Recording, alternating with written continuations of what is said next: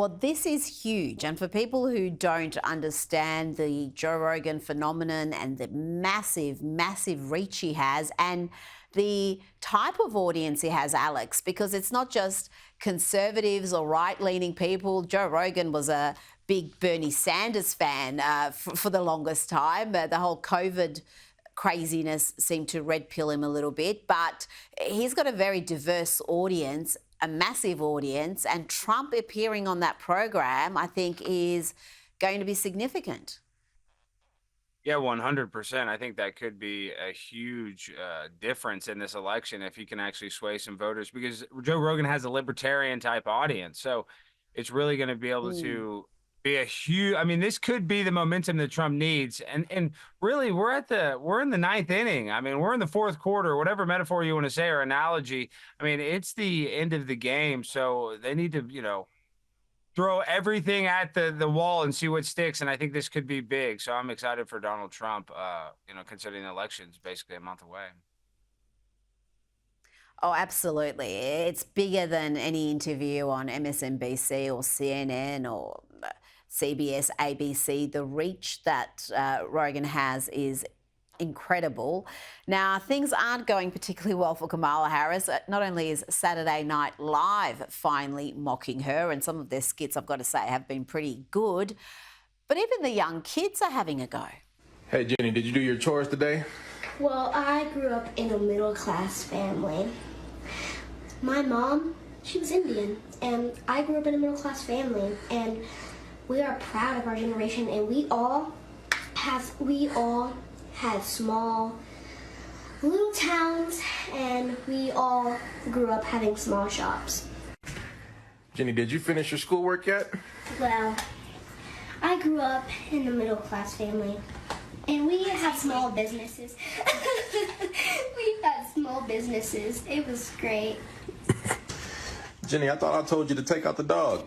Well, I grew up in a middle-class family, and we made collard greens, but they were so popular that we made them in the bathtub. Don't you just love fried chicken? Adorable, but also pretty accurate. We've seen that from Harris just repeatedly. Her absolute failure to answer the most straightforward questions and just going into these meandering stories about her childhood and her experiences and explaining what inflation is to us instead of telling us how she's actually going to address the issue. Yeah, and she says she lived in a middle-class family, yet she, her whole adolescence was basically in Berkeley, California, or Canada, which is a very nice place.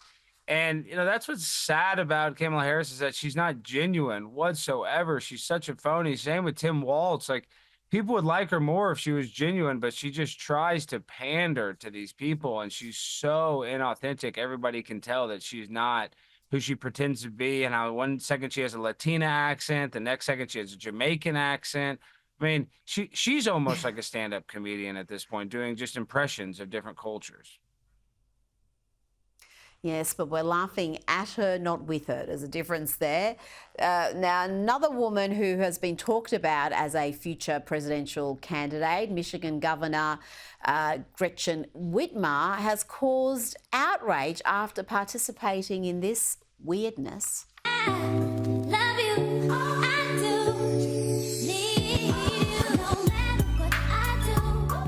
What is that, Alex? Explain it to me. You're in that generation that I don't know what that is. Is that some Gen Z craziness? What is it? Well, really what it is an attempt at just trying to be shocking and bizarre. And that's why that Gen Z person, I'm not trying to defend Whitmer, but she probably didn't realize how weird this video was. And that's what this podcast was trying to do. They want it to be almost like pseudo-sexual, and it's has all these kind of weird undertones, and it's supposed to be ambiguous. It's just supposed to be bizarre and weird and quick, and that's what it did. And that's why the Catholics are upset because they think it's mocking communion, their religion, and mocking, so I don't know if that's the intention, but the whole thing, I mean, why participate? I don't know. Don't know why you're giving her a pass, because she just looks like a fool. I mean, this doesn't elevate her standing in any way. She's the governor of a state, for the love of God. Now, the Trump rallies are continuing across the country. The assassination attempts have not slowed him down. This little interaction caught my eye, Alex. Have a look at the way Donald Trump reacts when a baby starts crying during a rally in Nevada. And don't let that baby bother you, because it doesn't bother me. To me, it's that beautiful. Where is that baby?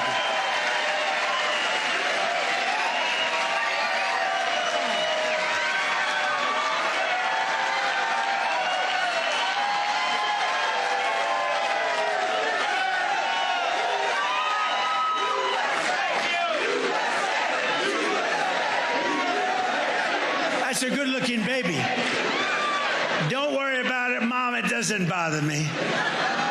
You know what it means? Happy, youthful, beautiful baby, perfect baby. Alex, I had a look at some of the comments under that video, and it was mainly just women who were very impressed that he didn't get annoyed with a crying baby during a speech and the interruption.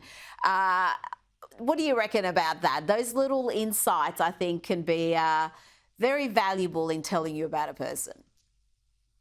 Yeah, 100%. I mean, Donald Trump would be a dream grandfather to have. And obviously, he likes children. He has a bunch of children. So it's proof that he's the opposite of Kamala Harris, who wants to be able to abort every single baby, basically up until birth. Donald Trump actually loves little babies and wants to protect them. So I think the proof is in the pudding.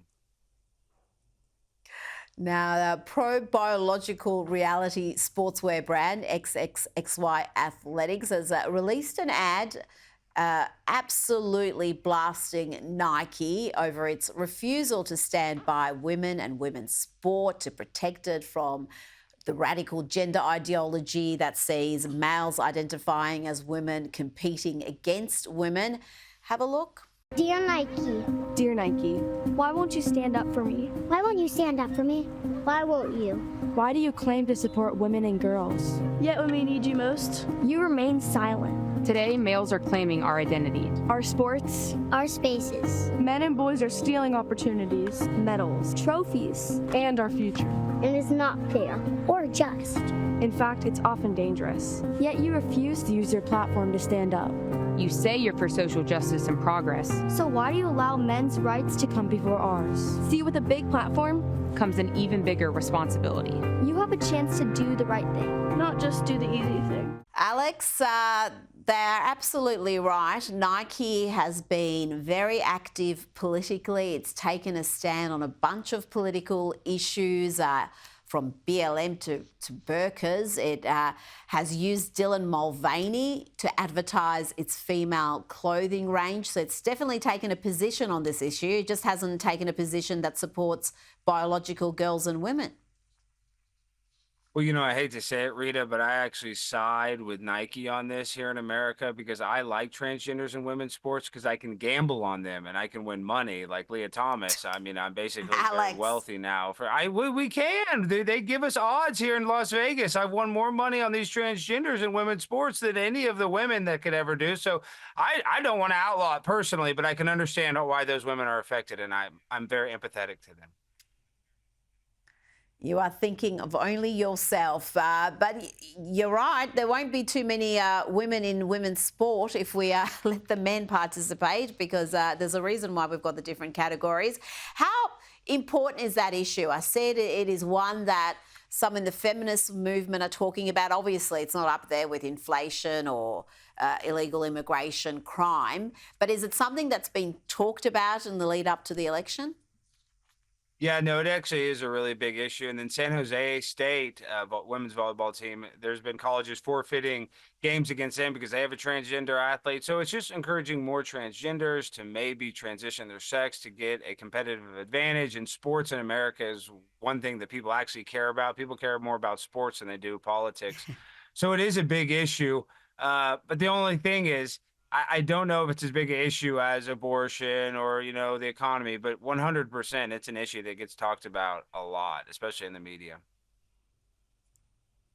Thank you, Alex Stein. Thank you, Rita.